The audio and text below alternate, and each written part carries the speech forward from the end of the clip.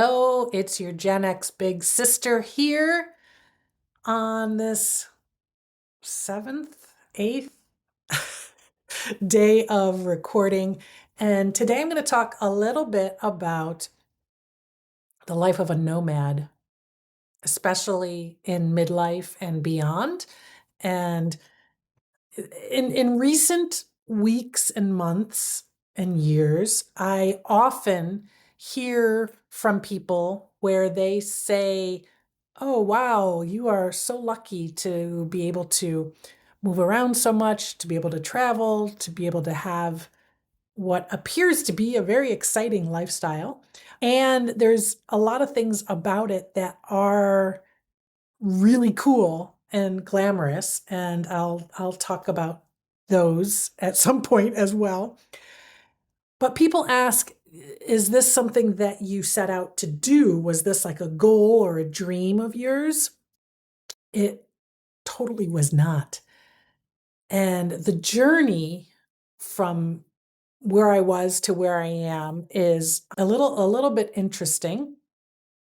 So I spoke in previous videos about leaving my corporate executive career, which I did a little over 3 years ago now. 3 years, 3.5 years, I think. And at that time, before I made the decision that I was actually going to leave, I actually had made sort of the opposite decision and was planning on possibly planting deeper roots. I was living in Southern California. I was living in my dream area of Laguna Beach, California. And, I mentioned, a pandemic, menopause, like all the things happening at once, not being happy in my job or whatever. I started to want to plant roots. I was renting a place in Laguna Beach and I decided I was going to buy a home again. It had been a while since I had owned a home. I had been renting in California. And so I went on a house hunt that lasted months. It lasted 5 or 6 months. This was in 2021, I think. And it was, oh God, it was really, really difficult. The housing market at that time was going crazy. And so I had a hard time. Like I ended up putting offers on 5 different places over the course of a couple months and got beat out on every single one because people were doing crazy, like no inspections and no contingencies. And like people were coming in with cash offers left and right. I have no idea where they were getting that much cash, but that's another conversation. And so I was thinking my goal at that point was I'm gonna build a home, I'm gonna have a home, and then I'm finally gonna get a dog, which is something that I had thought about but shied away from because of the lifestyle I was living. And I was gonna, just sort of plant myself there. During the course of that house hunting, I got very discouraged and I gave up. Like at some point I just decided I didn't want to do it. And simultaneously I was becoming more and more disengaged from my career. And I was, dealing with a lot of stuff. And I sort of, when I thought about the fact that I was single and child free, over the age of 50, I figured if I have this much autonomy and this much independence and this much freedom, why not use it to its fullest extent and just go out and explore? And that's what sort of started my whole process of figuring out my exit, figuring out what I was going to do, and then, packing up and leaving. But my original intent was just to take a 3-month break. That's all I gave myself sort of the grace to do, was a 3-month break of no work and just figuring out what I wanted to do next. And, I mentioned that at the end of that sabbatical, the only action that I was clear about was that I wanted to start a podcast. But I did become clear about a lot of other things in terms of my values and how I envisioned the next era of my life. Like I really wanted it to continue to be filled with adventure and connection and really explore and utilize my freedom as much as I possibly could while I was still young enough and healthy enough to do so. And so I thought I would just do it a little bit longer. I would stay nomadic. I mean, at that time during my sabbatical, my home base was at my brother's house.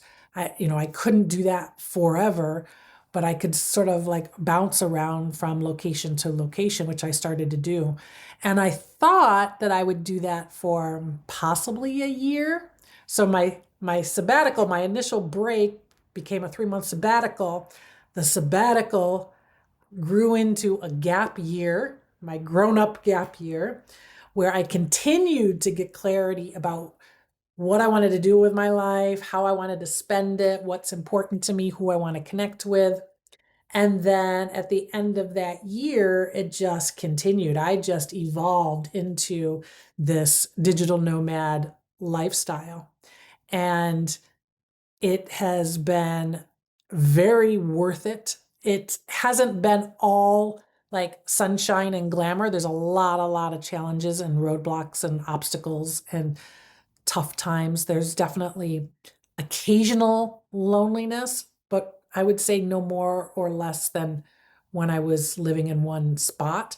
But so I had that occasionally. And it has sort of made me aware of my anxiety triggers and my fear triggers.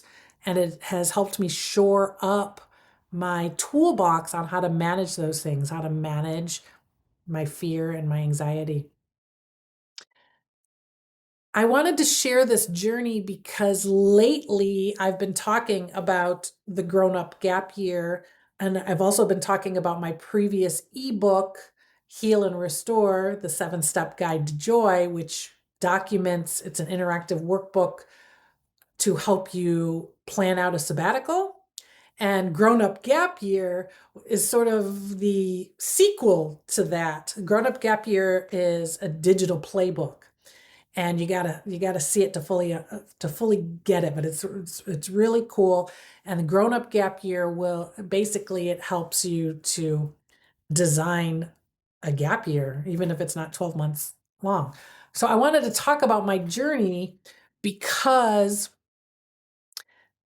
I don't think that taking a break needs to lead to becoming a nomad. And it doesn't even necessarily need to lead to taking an extended leave of absence, sabbatical, gap year, however you want to talk about it.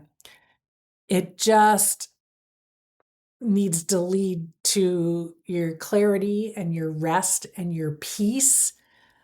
I just have felt more than ever, I have felt that Gen X women and likely boomer women as well, which I'm right on the cusp because I'm the eldest of the Gen Xers. We have deserved a break. We've deserved rest. And somehow we've gotten it into our heads that that's something that gets earned, and that's really, really deeply ingrained in us. And most of us have been working really, really hard from a very young age.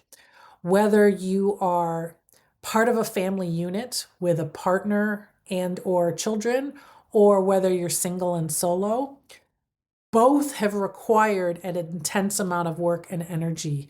I can't speak directly to being a mom and a wife, obviously, but I see from the women around me that they've been working their freaking asses off for everybody else, with themselves coming last forever and ever. And it's just second nature to them. And I've seen as they get into midlife, it might have happened also when we were younger, but I just wasn't, I didn't see it, probably maybe because I, during that season of life, the married women with kids and us single women, we kind of had a little bit of a distance because we had different stuff going on. So we didn't spend as much time together, and we weren't as close. We seem to be getting back together now at this point in our lives. So we're starting to see how each other's lifestyle paths are working out, which is really kind of cool. And But what I've seen is women who have been working their asses off for everybody else, their family, their partner, etc. It's taking its toll now at this point. Burnout, exhaustion, health issues, exacerbated by menopause and perimenopause. So I'm seeing it.